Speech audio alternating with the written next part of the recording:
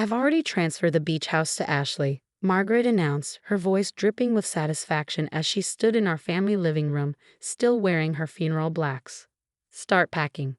I looked up from the photo album in my lap, a collection of memories from summers spent at that very beach house.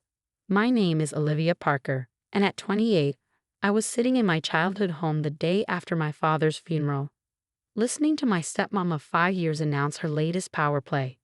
Thanks for letting me know, I replied calmly, turning another page in the album.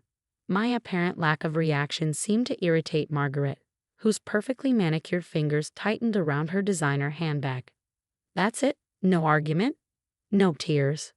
She pressed, her red lips curling into a sneer. Your father would be disappointed in your lack of fight. I met her gaze steadily. My father would be disappointed in a lot of things right now, Margaret. Her daughter Ashley chose that moment to breeze in, already wearing a beach cover-up as if she owned the place, which, according to Margaret, she now did. Mom, when can we start renovating? That old-fashioned decor has to go. Ashley wrinkled her nose at the coastal-themed decorations my mother had carefully collected before she passed away 10 years ago. It's all yours, sweetheart, Margaret cooed. Olivia was just hearing the news. She'll be out by the end of the week. I closed the album gently, placing it in my bag. The end of the week? That's generous of you, considering Dad's only been gone 24 hours. Margaret's smile didn't reach her eyes. Well, we need to start the renovations before summer season. Ashley has wonderful plans for the place. I'm thinking of turning it into a yoga retreat, Ashley announced, sprawling across my father's favorite armchair. All that beachfront space is wasted on just one family. I thought about the weathered deck where Dad and I had spent countless mornings fishing, the kitchen where Mom had taught me to make her famous clam chowder, the secret alcove under the stairs where I'd hidden my childhood treasures. All of it about to be transformed into a trendy retreat for Ashley's Instagram followers. The property transfer is already done, Margaret added, pulling out a folder. Signed and notarized yesterday morning before the funeral. I have power of attorney, as you know. I did know. Margaret had convinced my father to grant her power of attorney 6 months ago when his illness began to worsen. For medical decisions, she'd insisted at the time. Just in case. Would you like me to look those papers over? I asked, reaching for the folder. Given my background in real estate law. Margaret snatched the folder back. That won't be necessary. Everything's perfectly legal. Your father wanted Ashley to have the house. He told me so. I stood up, smoothing my black dress. Did he? When was this conversation? Last week, Margaret said quickly. In the hospital. Interesting.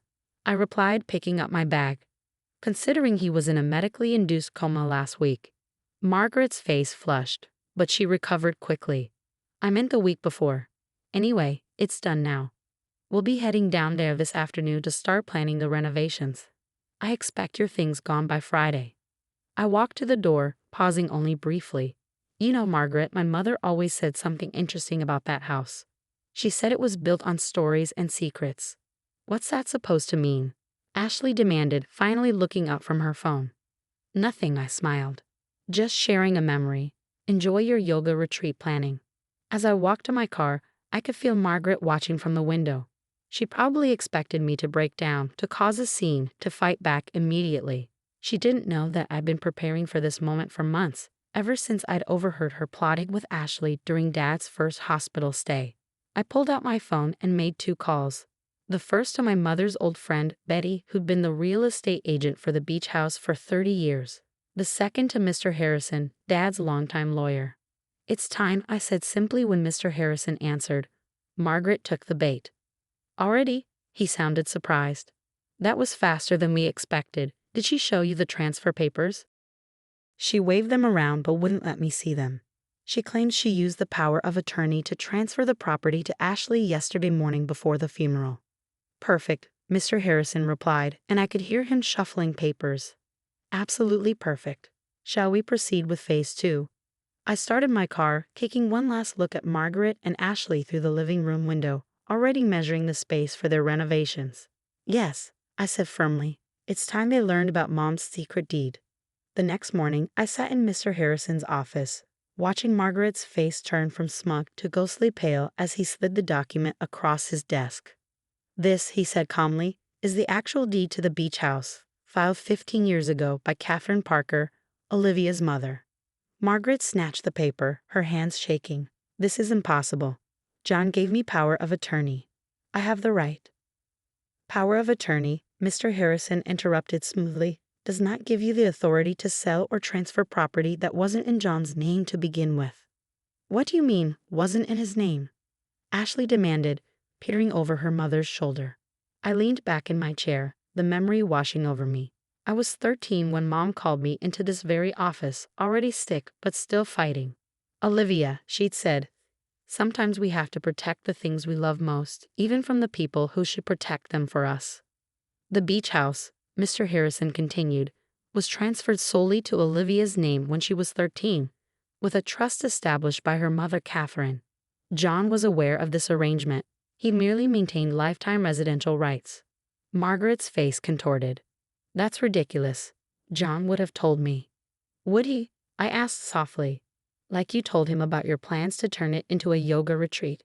Ashley gasped, but Margaret's eyes narrowed. You were spying on us. I was visiting my dying father in the hospital when I overheard you and Ashley planning your renovation project.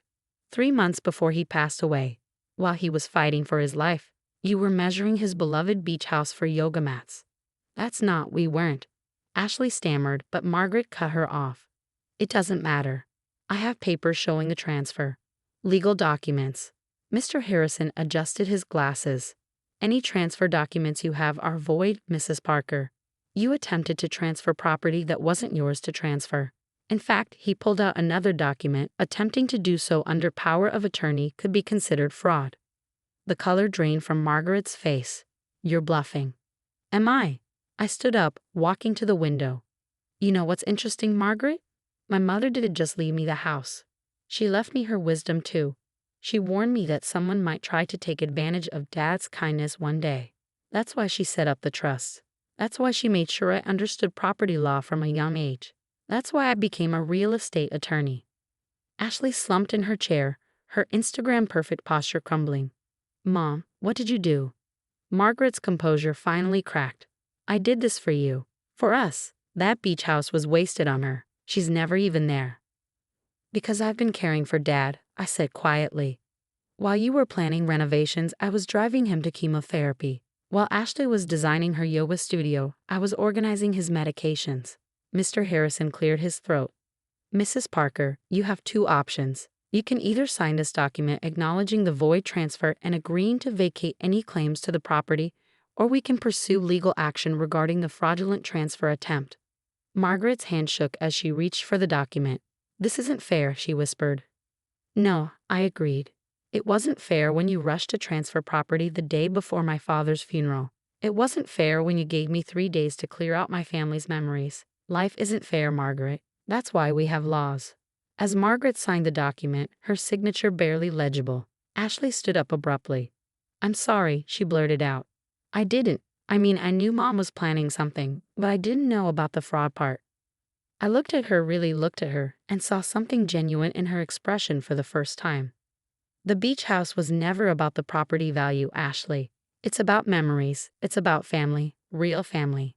Which is exactly why it should stay in the family, Margaret interjected, finding her voice again. It is staying in the family, I replied firmly. My family, the one that built it, loved it, and protected it.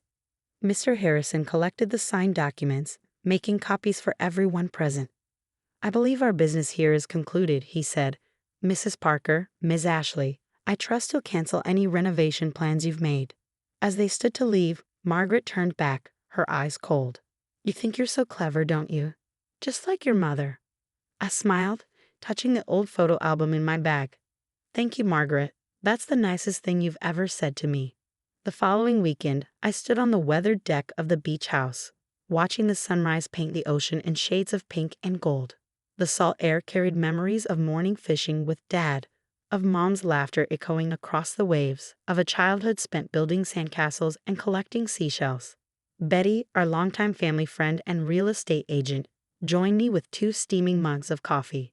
Your mother would be proud, she said, handing me one. She always said you had her spirit and your father's heart. I wish Dad had seen through Margaret's act sooner. I sighed, wrapping my hands around the warm mug. He was so lonely after Mom died. He just wanted to believe in love again. John was a good man with a trusting heart, Betty nodded. But Catherine? She was a force of nature, smart as a whip, always thinking 10 steps ahead. I smiled, remembering how Mom had sat me down in this very spot, explaining why she was putting the house in my name. Sometimes she'd said, love means protecting people from their own blind spots. The screen door creaked, and Ashley stepped out tentatively. I'd been surprised to receive her text asking to meet, but something in her message felt genuine. I didn't know if he'd actually be here, she said, hovering uncertainly by the door. I come every weekend now, I replied, turning to face her. Would you like some coffee? She nodded, and Betty quietly slipped inside to get another mug, leaving us alone with the sound of crashing waves. I brought something, Ashley said, pulling a folder from her bag. Mom doesn't know I'm here, but I found these when we were packing up our things from the house. Inside the folder were photographs, dozens of them. Dad in his hospital bed, smiling despite the pain, holding my hand as I read to him. Me adjusting his pillows, bringing him meals, sitting vigil during his worst nights. The nurses took them, Ashley explained softly. They gave them to Mom, but she never showed them to me. I didn't know. I knew you visited him. But I didn't realize. Every day, I said quietly. I was there every single day. While we were shopping for yoga mats and planning beach retreats, she whispered, voice cracking. God, we were awful. I studied her face, seeing real remorse there. You were following your mother's lead. That's no excuse, she shook her head. I was so caught up in Mom's plans, in the idea of having this amazing beach property. I never stopped to think about what this place really means. Betty returned with coffee for Ashley, then tactfully made herself scarce again. We stood in silence for a while, watching the waves. Can I show you something? I asked finally. Ashley nodded, and I led her to the small alcove under the stairs. Opening a hidden panel, I pulled out an old tin box. Mom's treasure chest, I explained, opening it. Inside were seashells, each labeled with dates and memories. Every shell marks a special moment. This one's from the day Dad taught me to swim. This one's from Mom's last beach walk before she got too sick. This one. I pulled out a perfectly formed sand dollar. This one's from the day they got married. Ashley touched the shells gently, reverently. I had no idea there was so much history here. That's the thing about this house, I said, replacing the box carefully. It's not just walls and windows. It's a keeper of memories. I'm sorry, Ashley said suddenly, tears in her eyes. I'm sorry we tried to take this from you. I'm sorry I didn't stop Mom. I'm sorry I didn't know Dad better. I touched her arm gently. You know, the house may be in my name, but the memories it holds belong to anyone who truly wants to cherish them. She looked at me, understanding dawning in her eyes. What are you saying? I'm saying he'd like to know your father better, really know him. You're welcome to visit, not as a yoga instructor, but as his daughter. We could share stories, make new memories. Even after everything we did. Sometimes, I said, echoing my mother's words, love means giving people a chance to see their own blind spots. As the morning sun climbed higher, Ashley and I sat on the deck, sharing coffee and stories. She told me about her own memories of Dad, fewer but still precious. I shared more about his final months, the quiet conversations, the peaceful moments between the pain. Betty joined us later, bringing out Mom's famous clam chowder recipe and offering to teach us both how to make it. As we chopped vegetables and stirred the pot, I could almost hear Mom's laughter mixing with the sound of the waves, feel Dad's presence in the warm sea breeze. Margaret might have tried to take this place from me, but she never understood its true value. The beach house wasn't just property to be claimed or renovated. It was a sanctuary of memories, a keeper of stories, a bridge between past and future. And now, unexpectedly, it had become something else. A place of healing, of new beginnings, of second chances, just as Mom would have wanted it to be.